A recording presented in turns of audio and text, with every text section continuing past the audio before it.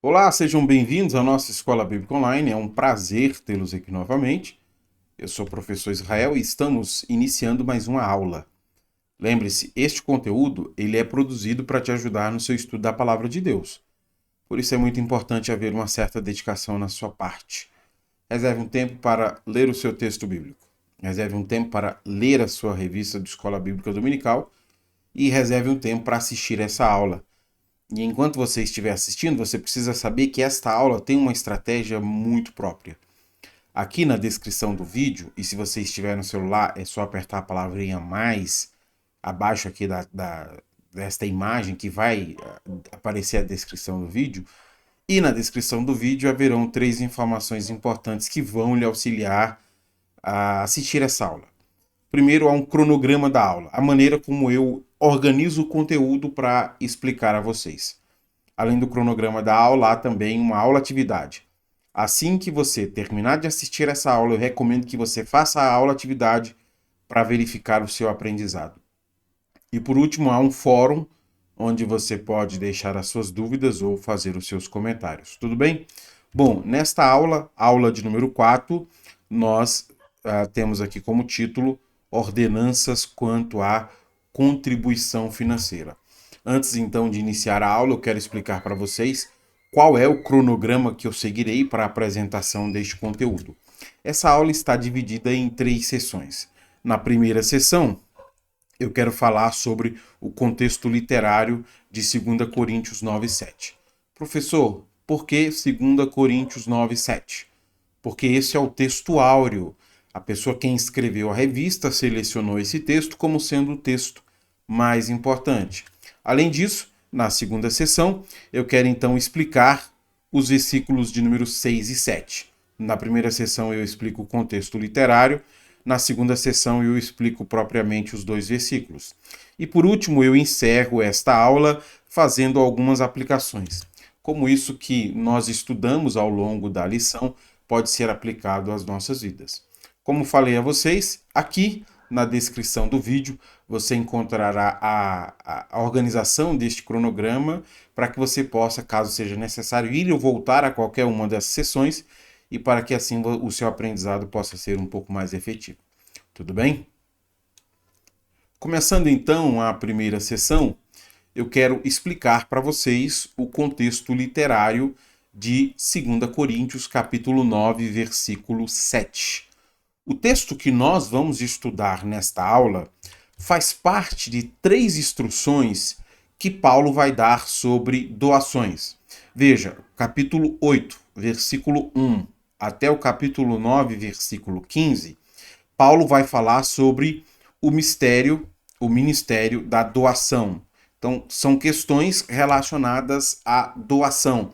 Na verdade, 3 instruções que Paulo vai dar à igreja de Corinto sobre doações. Que instruções são essas? Capítulo 8, do versículo 1 até o versículo 15, Paulo coloca os macedônios como exemplo de doação. Aqui, Paulo vai falar sobre ele ter enviado à igreja de Corinto Tito para fazer uma coleta de arrecadação. E essa coleta de arrecadação é para ajudar os irmãos pobres em Jerusalém. Mas antes de tratar sobre a arrecadação, Paulo exorta a igreja de Corinto para que eles possam seguir 2 exemplos. Primeiro, o bom exemplo dos irmãos macedônios. Eles foram muito generosos com a contribuição dele aos necessitados em Jerusalém. Além disso, Paulo coloca Cristo como sendo também um bom exemplo de generosidade. Depois, ainda no capítulo 8, versículo 16, indo até o capítulo 9, versículo 5, Paulo fala sobre a missão de Tito em ir a Corinto. Nessa segunda parte, Tito vai ser enviado junto com 2 irmãos da igreja da Macedônia que vão vir até Corinto para organizar ali as arrecadações que serão coletadas para que quando Paulo vier a Corinto, essas contribuições já estejam ali organizadas, para que então Paulo possa seguir viagem a Jerusalém, levando doações das igrejas, que inclui aqui, no caso, a igreja de Corinto.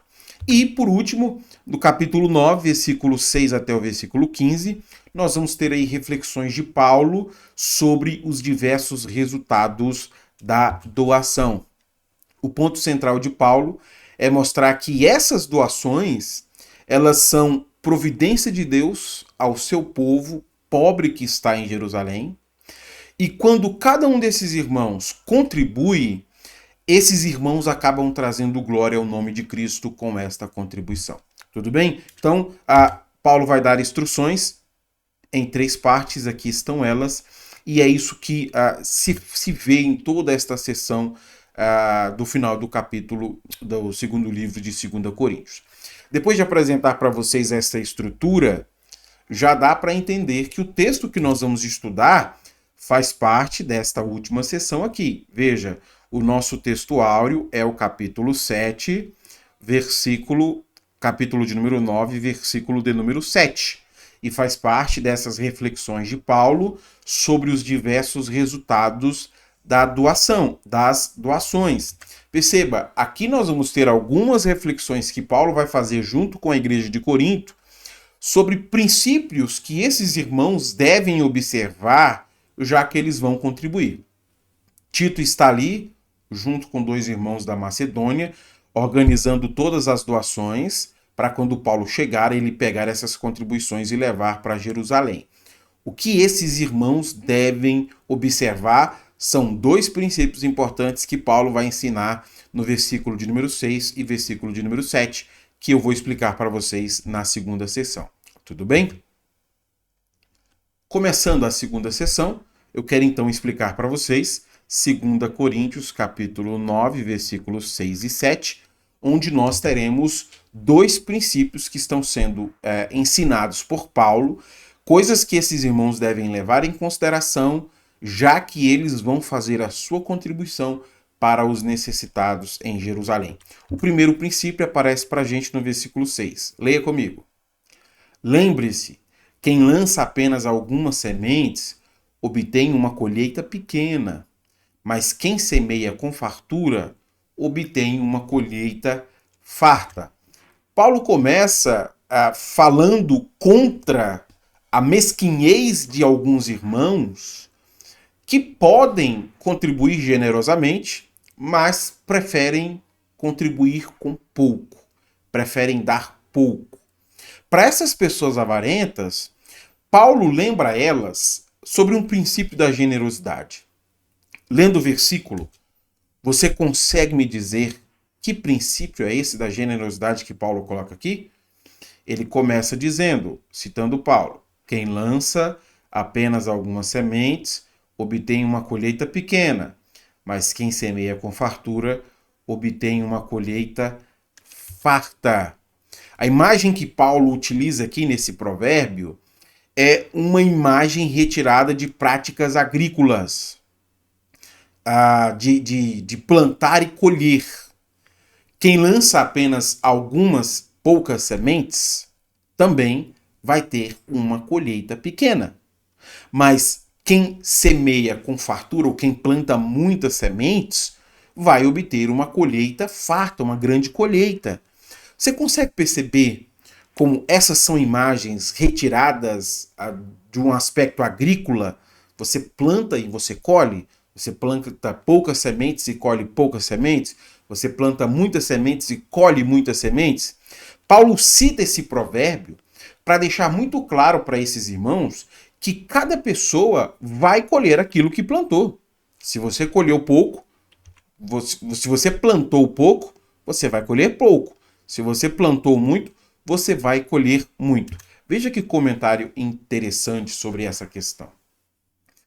Através desta imagem da semeadura e colheita, aplicada à doação financeira na igreja, Paulo quer que os coríntios compreendam um princípio importante. Aquele que dão de má vontade e pouco receberão um retorno mesquinho. Por outro lado, dar generosa e abertamente leva a bênçãos abundantes em retorno. Claro que essas bênçãos vêm de Deus, pois Deus, como doador supremo, está no cerne do pensamento de Paulo aqui. A aplicação de Paulo é que a generosidade ou a mesquinhez da pessoa acabará sendo refletida em sua própria vida. E por isso que ele coloca essa lei da semeadura, pegando esta imagem da plantação, né? Se você plantar generosamente, você vai colher generosamente. Mas se você plantar com mesquinhez, você vai colher mesquinhez. Haverá reciprocidade em relação à atitude de cada um de vocês. Os generosos colherão generosidade. Os avarentos colherão mesquinhez. Mas eu tenho falado aqui de avarentos e de mesquinhos, mas quem são esses avarentos ou quem são esses mesquinhos que Paulo está mencionando aqui? Porque veja que ele está colocando essas pessoas como sendo pessoas que, ao invés de ajudarem de maneira generosa, eles levam em consideração seu próprio prejuízo ou seu próprio recurso.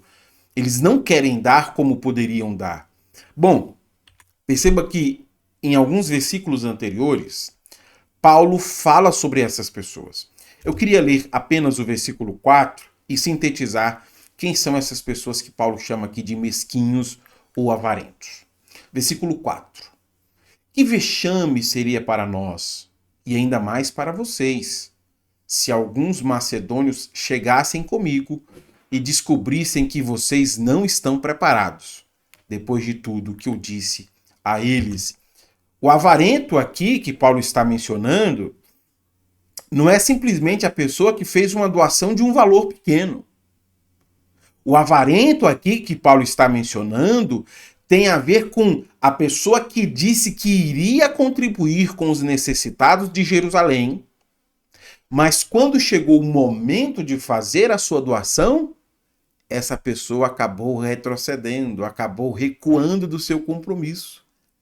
E aí Paulo está dizendo que isso seria vergonhoso para Paulo, que chegou na Macedônia dizendo para os irmãos, olha, os irmãos de Corinto estão empolgadíssimos para ajudar.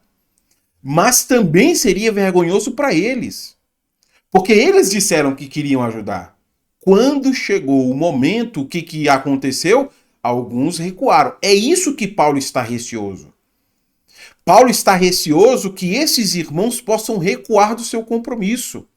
Se eles fizerem isso, Paulo está dizendo que o motivo para eles fazerem é a avareza, né? É a mesquinhez.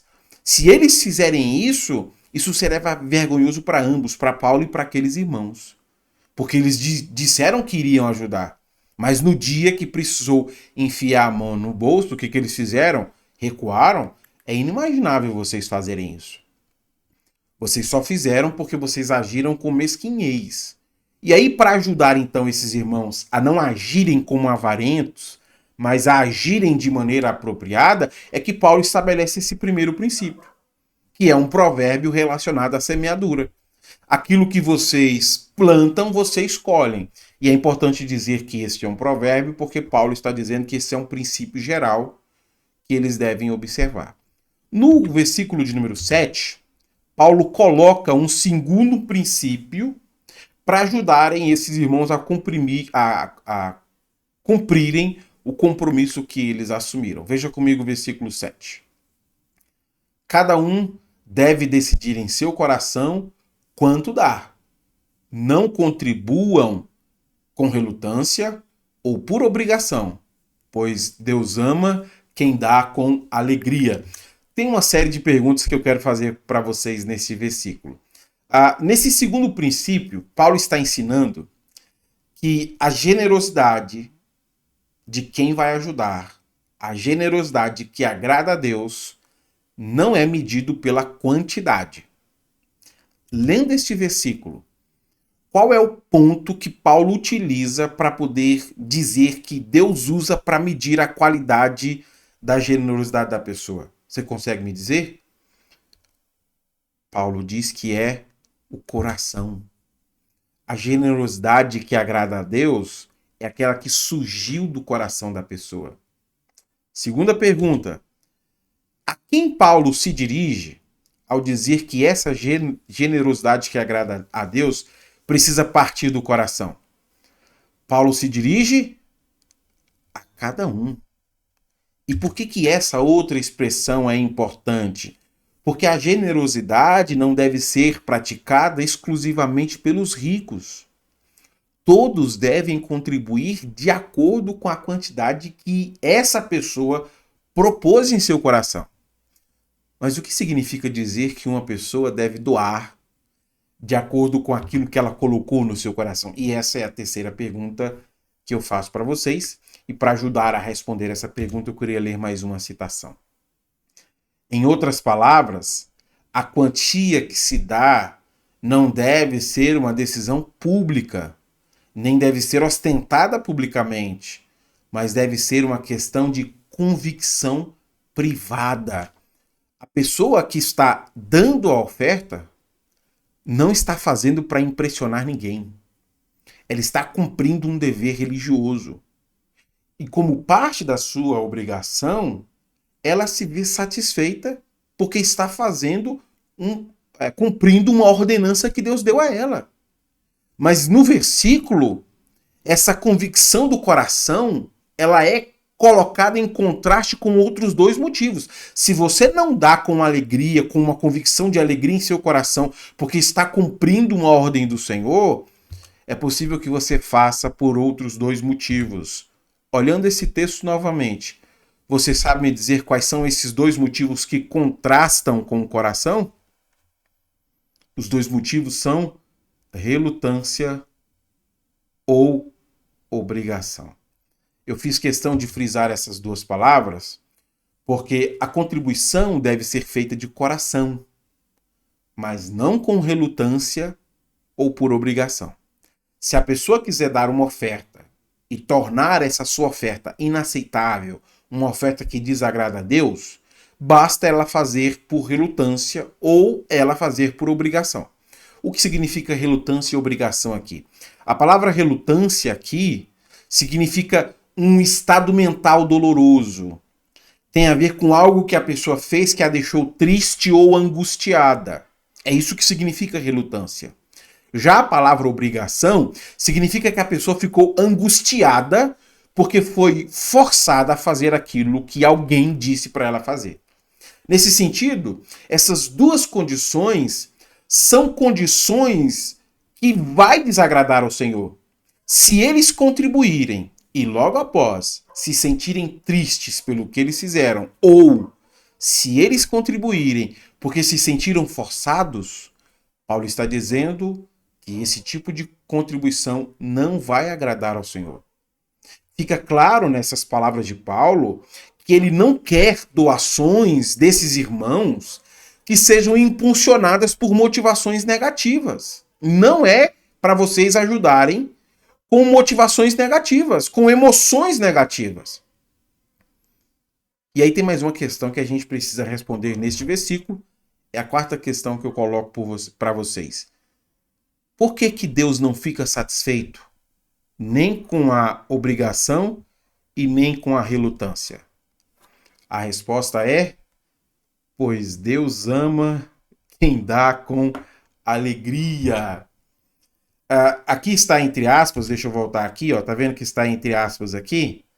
Porque Paulo está citando Provérbios 22:8. Na Septuaginta está escrito literalmente assim, na tradução do hebraico para o grego, está escrito: pois Deus ama quem dá com alegria. E essa citação está sendo mencionada de propósito por Paulo para dizer que cada um daqueles irmãos devem examinar os seus motivos pessoais para contribuir. Você está contribuindo porque você foi forçado, porque você acha que essa é uma obrigação? Se for, a sua contribuição não agrada o Senhor. Você está contribuindo por relutância, ou seja, depois que você deu, você fez a promessa, você ficou triste, nossa, eu vou ter que dar mesmo. Percebe? Ao invés de se sentirem pressionados, ou ao invés de se sentirem obrigados, Paulo diz que esses irmãos devem se sentir alegres. O que se espera individualmente dessas pessoas é que cada um se sinta motivado a dar com alegria. Tito e 2 irmãos da Macedônia estão ali para organizarem a coleta dessas ofertas. E cada pessoa não deve dar nem com relutância nem com obrigação. Paulo vai explicar nos próximos versículos o duplo resultado da contribuição deles e por isso eles devem dar com alegria. É um duplo resultado porque primeiro traz resultado para quem doa, há resultados positivos para quem doa, mas também há resultados positivos para quem recebe esta doação. Na aplicação eu coloco alguns desses princípios aqui para que a gente possa considerar então por que o cristão deve contribuir com alegria. Tudo bem? Passando para a terceira sessão, eu encerro esta aula fazendo algumas aplicações com base nesses 2 princípios que Paulo nos ensinou sobre contribuições financeiras. Primeira aplicação: Deus é quem avalia as proporcionalidades da nossa generosidade. Paulo deixou claro que contribuir para ajudar os irmãos necessitados é um dever religioso. Deus nos deu esta obrigação. Como este é um dever religioso, será o próprio Deus quem vai julgar o nosso gesto de generosidade. Não é Paulo, não é a quantidade que você doa. Nesse sentido, a reciprocidade de Deus para você será proporcional à sua postura. Você está doando generosamente com alegria? Ou você está sendo mesquinho? Deus sabe a motivação do seu coração para doar. Deus sabe se você está fazendo generosamente com alegria ou se você está fazendo com mesquinhez. Por isso que eu disse que ele vai avaliar a proporcionalidade da nossa generosidade. Deus tem condições de saber qual foi a motivação com a qual nós fizemos as nossas doações. Isso aqui serve como uma advertência para a igreja hoje. Ninguém dentro da igreja tem como avaliar a motivação do outro para fazer a sua contribuição. Nós não temos como saber qual o sentimento estava no coração da pessoa quando ela doou. Nós não sabemos se ela fez na obrigação, se ela fez se sentindo mal ou se ela fez com alegria. Isso pode se tornar um problema à medida que nós começamos a usar critérios errados para dizer que a contribuição da pessoa agradou o Senhor. Porque aí nós abandonamos a alegria e a generosidade e passamos a tratar com quantidade. A oferta que agrada ao Senhor está relacionada ao quanto você dá. Isso é um absurdo. Porque a generosidade é uma decisão da pessoa. Ela deve fazer com a alegria de ajudar os necessitados. Não tem a ver com quantidade. Tem a ver com as suas motivações. Isso aqui precisa estar no coração de cada um de nós. Porque quando você entrega a sua contribuição, lá dentro da igreja, não tem ninguém com um termômetro para avaliar se vai ficar positivo ou negativo os seus sentimentos. Mas Deus, para quem você está oferecendo, sabe. E por isso que todos nós temos que avaliar a nossa própria conduta. Porque a lei da semeadura se aplica não à quantidade, mas à motivação. Qual é a sua motivação quando você contribui? Segunda aplicação. Não deixe que a sua empolgação ou o seu orgulho lhe conduzam à ruína. Aqui eu estou falando sobre 2 casos muito comuns onde pessoas prometem fazer contribuição para ajudar, mas eles prometem ou por empolgação ou por orgulho. O que é prometer por empolgação? Tava ali todo mundo, né? E aí empolgou, viu muita gente doando, vou doar também. Já que muita gente está doando, vou doar também. Então ele fez por empolgação. Ou então fez por orgulho, né? Eu preciso sair bem na foto, né? A lista de quem ajudou, eu preciso que o meu nome esteja lá entre a lista, eu preciso sair na foto que vai ser tirada dos parceiros de quem vai contribuir. Mas aí no dia, quando foi preciso demonstrar a generosidade, no dia que foi preciso enfiar a mão dentro do bolso e tirar aquilo que a pessoa disse que daria, ele agiu como um avarento. Ela agiu como um avarento. voltaram atrás e desistiram de ajudar. Tome muito cuidado com a reciprocidade. Por isso, não haja por empolgação nem por orgulho. Se as outras pessoas estão doando, não se empolgue. Avalie ali no seu coração o que você pode fazer. E faça com alegria. E também não faça para sair bem na foto, porque Deus, que pode te recompensar, ele mesmo pode perceber aquilo como não sendo lícito. Tem um texto de Mateus bem interessante sobre isso, capítulo 6, onde Jesus fala sobre como as nossas ofertas podem ser inúteis. E a única recompensa das nossas contribuições aos pobres pode ser o aplauso da pessoa. Nada mais, nada menos. Deus não vai retribuir porque você queria sair bem na foto. Você não fez pensando em cumprir uma obrigação e para agradar o Senhor. Terceira aplicação. A generosidade que agrada a Deus é medida pelo gesto do coração.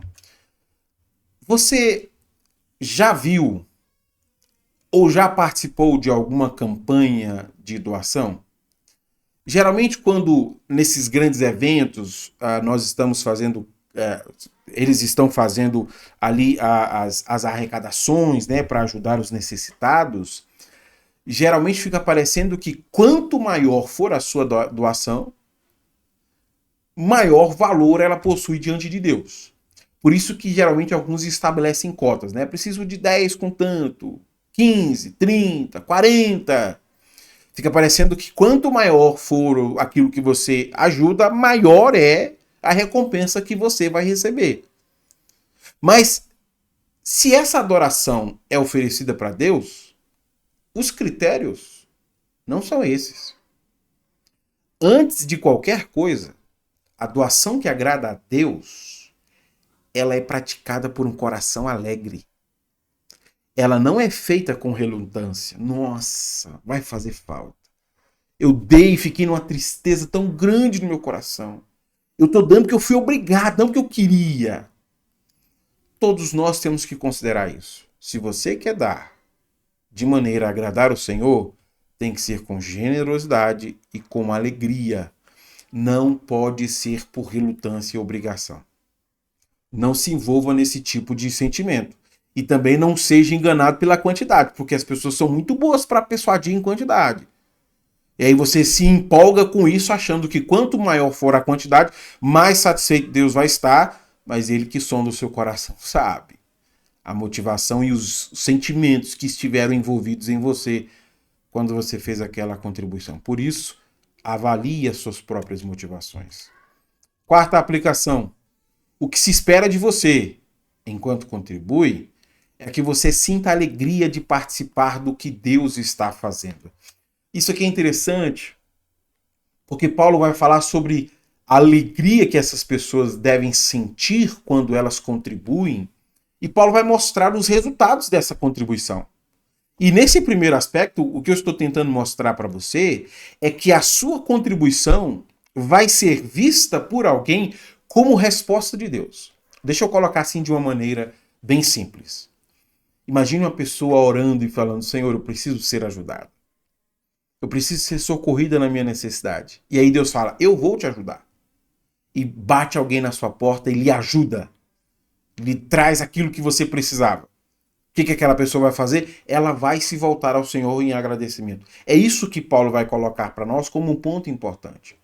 Quando nós estamos contribuindo, nós nos sentimos alegres de estar participando daquilo que Deus está fazendo, aqui no caso, providenciando cuidado ao seu povo.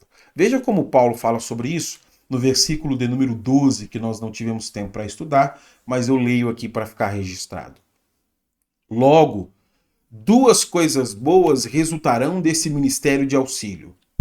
Primeiro, as necessidades do povo santo serão supridos. Segundo, eles expressarão com alegria a sua gratidão a Deus. Não é maravilhoso isso? Aquela contribuição que nós entregamos produziu dois resultados. O primeiro, o povo santo teve as suas necessidades supridas. E por causa disso, esse povo santo expressou com alegria sua gratidão a Deus. Por isso que o cristão deve doar com alegria, porque a sua contribuição é vista por uma pessoa como providência do Senhor para a vida dela. Deixa eu compartilhar com vocês uma experiência pastoral interessante, porque eu acho que ela nos ajuda a considerar isso de maneira apropriada. Eu me lembro de estar conversando um dia com um cristão que estava muito triste por causa da sua condição financeira. Ele reclamava que não tinha condições de comprar leite para os seus filhos. E aí, naquele relato triste, ele me disse: se não fosse fulano de tal ter trago leite para mim, os meus filhos não teriam nem leite para beber.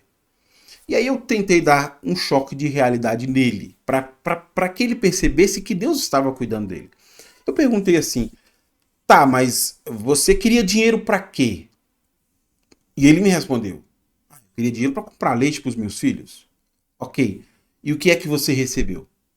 Não, eu recebi uma pessoa que foi lá em casa e me deu leite. Se ela não tivesse me dado leite, eu teria... Eu falei: ok, acho que você não está entendendo. Você queria dinheiro para quê? Para comprar leite. E o que é que você recebeu? Leite. Você percebe como há uma discrepância? O que você queria era dinheiro ou leite. Dinheiro para comprar leite. Não, dinheiro ou leite? Era o leite. E o que Deus providenciou? Leite. Ou seja, aquela pessoa que foi lá na sua casa levar o leite, ela foi resposta de Deus para a sua necessidade. Só que ao invés de ficar agradecido pela providência do Senhor, como você agiu? Como um ingrato. Porque o que você queria era dinheiro, mas o que você precisava era leite. Isso aqui é importante para todos nós. Você é uma pessoa ingrata? Você é orgulhoso? Você não deveria. Deus utiliza a generosidade dos nossos irmãos para responder às nossas necessidades. Isso é maravilhoso.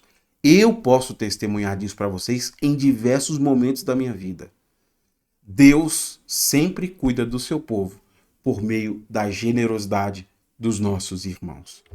Quarta aplicação: muitos compromissos financeiros assumidos pela igreja estimulam cristãos a ofertarem pela motivação errada.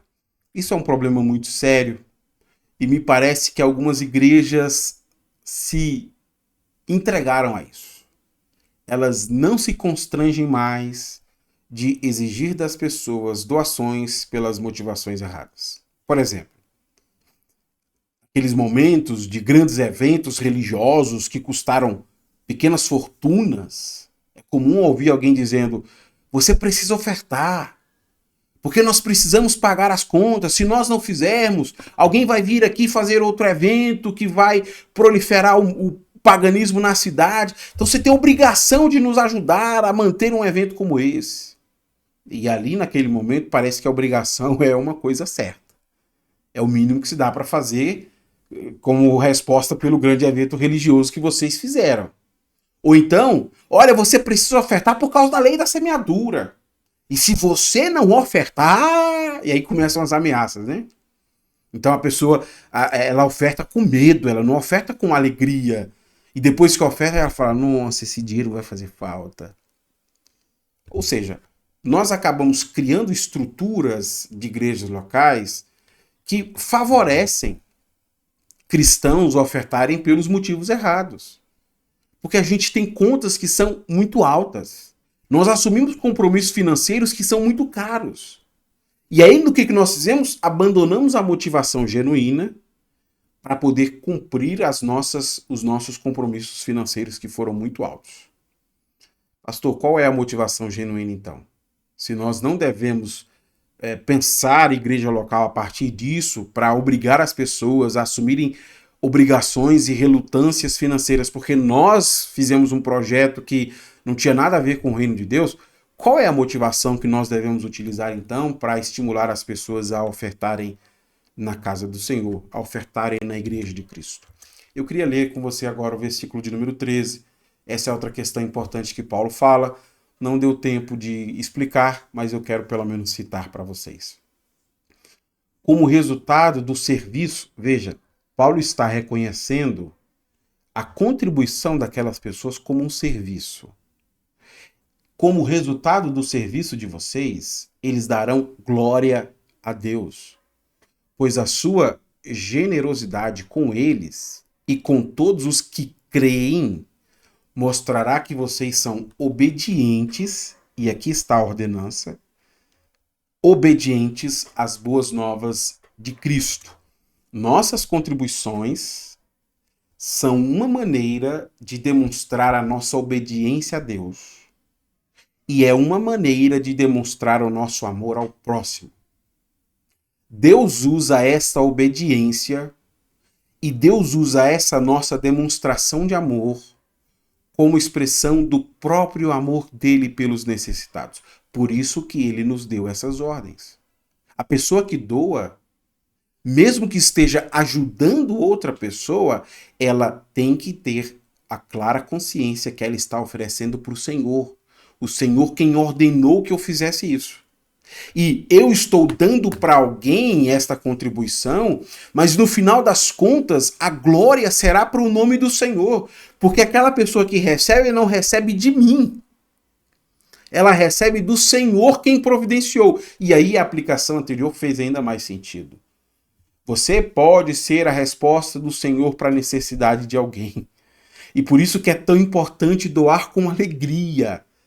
Eu estou trabalhando naquilo que Deus está fazendo. Eu faço isso contribuindo, ajudando, auxiliando, dando generosamente. É maravilhoso quando nós compreendemos as contribuições financeiras como um compromisso nosso.